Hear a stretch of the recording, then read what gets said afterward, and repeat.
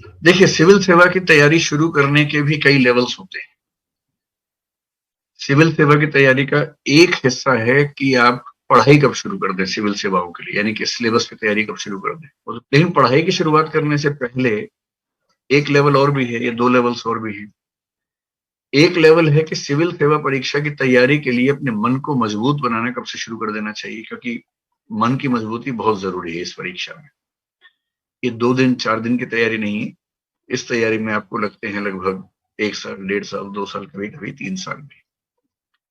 और वो भी ऐसा टाइम जिसमें आपको बहुत ज़्यादा पढ़ना पड़ता है। मतलब कभी-कभी 10 घंटे, 12 घंटे।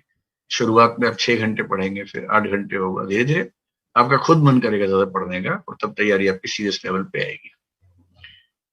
तो जब आपको 3 साल तक या 2 साल तक इतनी गहराई से इतना ज़्यादा मात्रा में पढ़ना हो, तो इसके लिए सबसे पहले तो मन का मजबूत होना ज़रूरी है। तो मेरे ख्याल से सबसे पहली ज़रूरत तैयारी के स्तर पे ये है कि आप अपने मन को मजबूत करें, संकल्प को मजबूत करें। दूसरी तैयारी है कि यूपीएससी की जो अपेक्षाएँ हैं आपसे, जैसा माइंडसेट आपका चाहिए, उस माइंडसेट की तैयारी करें। उस माइंडसेट में कुछ थिंकिंग स्किल्स हैं कि आपको सोचना कैसे चाहिए किसी भी मुद्दे पे। तो 360 डिग्री थिंकिंग जिसको बोलते हैं कि हर पक्ष के, यानी हर मुद्दे के पक्ष में, विपक्ष में उसकी उपयोगिता क्या है, उसके नुकसान क्या हैं, हर पहलू पर सोचने का अभ्यास होना चाहिए।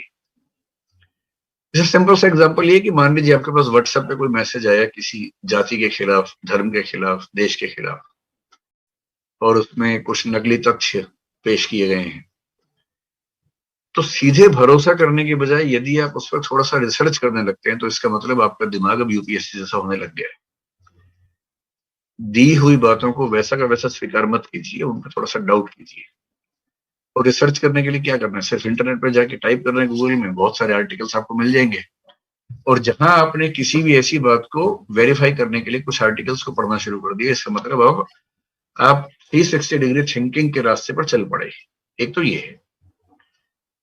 डिबेटिंग स्किल्स बहुत जरूरी है कि आप किसी भी बात के पक्ष विपक्ष दोनों को समझ के बैलेंस कर सकें। स्पीकिंग स्किल्स हैं जो इंटरव्यू में काम आती हैं कि आप ठीक से बातों को बोल पाते हैं। राइटिंग स्किल्स बहुत जरूरी है कि आप किसी बहुत बड़ी बात को जो 1000 शब्दों में है उसको आप 100 शब्दों में ब्रीफ कर पा रहे हैं, या किसी बहुत छोटे से विषय पर जो जिसका कोई सिर पैर समझ में नहीं आता है, उस पर आप 1000-1200 शब्दों का निबंध लिख पा रहे हैं। यूपीएससी में ऐसे निबंध आते हैं जो कई बार समझ ही नहीं आता कि वो क्या पूछना चाह रहे हैं, लेकिन उस पर 1200 शब्द आपको लिखने होते हैं। तो मेरा कहना यह है कि वैसे तो अगर आप एक अच्छे स्टूडेंट रहे हैं और 20-21 की उम्र में शुरू करते हैं या 22-23 में शुरू करते हैं तो भी कोई दिक्कत नहीं। लेकिन यदि आप सिविल सेवाओं को लेकर शुरू से सीरियस हैं और आप एज अर्ली एज पॉसिबल उसमें सिलेक्ट होना चाह रहे हैं, क्योंकि जितना जल्दी सिलेक्ट होंगे सीनियोरिटी उतनी ज्यादा मिलेगी, और इस सर्विस का असली मजा कलेक्टर होने में नहीं है, इस सर्विस का असली मजा सेक्रेटरी होने में है। और सेक्रेटरी होने का मतलब लगभग 30-31 साल की सर्विस के बाद आप सेक्रेटरी बनते हैं। तो यदि आप 23 की उम्र में आईएएस बनते हैं तो आप 54 की उम्र में सेक्रेटरी बनेंगे, तो आपके पास 6 साल और जनरली 2 साल एक्स्ट्रा मान सकते हैं अगर आपको ऐसी पोस्टिंग मिल जाती है बाद में। तो 6 से 8 साल सेक्रेटरी रहने का जो आनंद है इस सेवा में, यदि आप सिलेक्ट होंगे ही 29-30 की उम्र में, तो आपके पास होंगे ही कुल 30 साल। और 30 साल की सर्विस में तो वैसे भी कोई सेक्रेटरी नहीं बन पाता है। तो अब जॉइंट सेक्रेटरी बन के, एडिशनल सेक्रेटरी बन के रिटायर हो जाएंगे सेंटर में, उसमें फिर वो मजा नहीं है।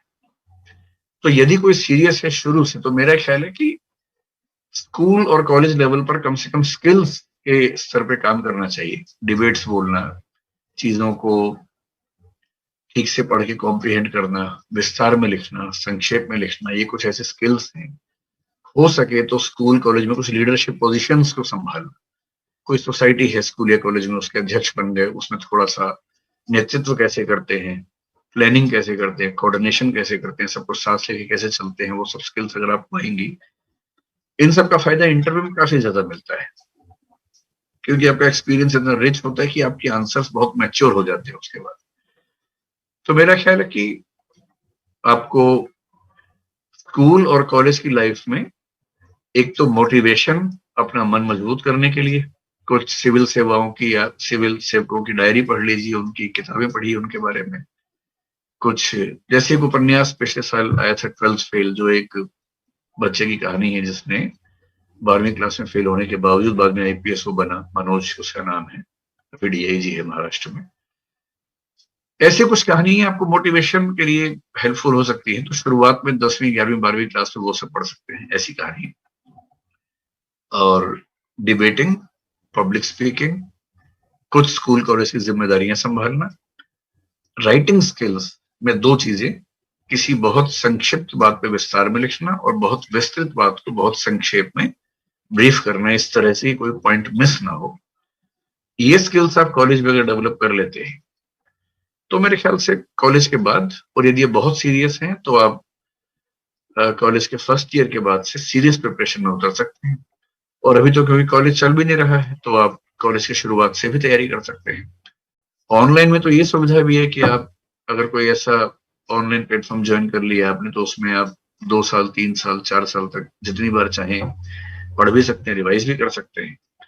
तो आप जिस भी यूनिवर्सिटी में, जिस भी कॉलेज में पढ़ते हैं, वहीं रहते हुए ऑनलाइन प्रिपरेशन की मदद से तैयारी की शुरुआत कर सकते हैं। पहले ये लिमिटेशन थी कि आप कॉलेज कर लेंगे, फिर आपको तैयारी करने के लिए किसी और शहर में जाना होगा, फिर वहां जाके आप तैयारी शुरू करेंगे। अब तो वो लिमिटेशन है नहीं, आप जहां भी रहते हैं वहीं से जो भी ऑनलाइन प्लेटफॉर्म आपको अच्छा लगे उस ऑनलाइन प्लेटफॉर्म से मदद लेके अपनी तैयारी शुरू कर सकते हैं। कॉलेज के साथ फर्स्ट या सेकेंड ईयर में शुरू कर देना चाहिए।